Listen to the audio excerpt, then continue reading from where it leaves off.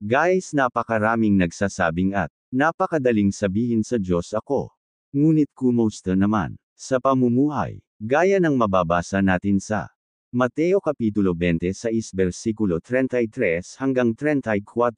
Sumagot si Pedro, kahit na po kayo iwan ng lahat, hindi ko kayo iiwan. Sumagot si Jesus, tandaan mo, sa gabi ring ito, bago tumilaok ang manok, 3 beses mo akong ikakaila. At ito pa ayon sa Mateo Kapitulo 10 versikulo 32 hanggang 37.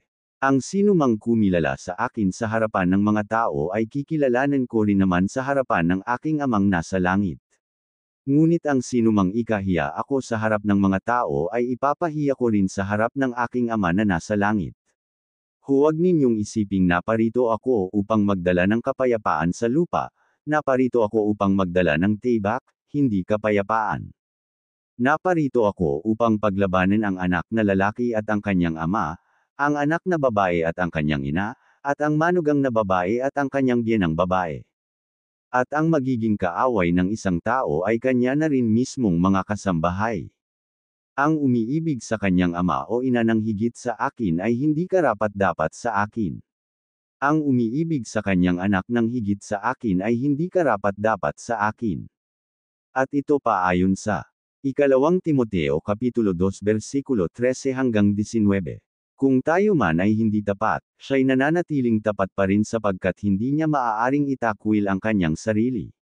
Ipaalala mo sa kanila ang mga bagay na ito at pagbilinan mo sila, sa pangalan ng Diyos, na iwasan nila ang mga debateng walang kabuluhan at walang ibinubungang mabuti, sa halip, ito'y nagpapahamak lamang sa mga nakikinig. Sikapin mong maging kalugod-lugod sa paningin ng Diyos, isang manggagawang walang dapat ikahiya at tapat na nagtuturo ng katotohanan. Iwasan mo ang mga usapang malalazwa at walang kabuluhan, sapagkat ang mga iyan ang nagiging dahilan ng pagtalikod ng mga tao sa Diyos. Ang mga katuruan nila ay parang kanser na kumakalat sa katawan. Kabilang sa mga taong ito ay sina Hymeneo at Phileto. Lumihis sila sa katotohanan at ginugulo nila ang pananampalataya ng iba sa pamamagitan ng pagtuturo na ang muling pagkabuhay ay naganap na. Ngunit matibay ang pundasyong itinatag ng Diyos, at do'y nakatatak, nakikilala ng Panginoon kung sino-sino ang tunay na Kanya, at ang bawat nagsasabing siya'y sa Panginoon ay dapat lumayo sa kasamaan. Hayan guys, malinaw na makikilala ng Diyos ang sariling Kanya at kung sino-sino ang tunay na Kanya. Nawa napulutan po nating nagkaalaman. Maraming salamat po sa inyong lahat. God bless you all.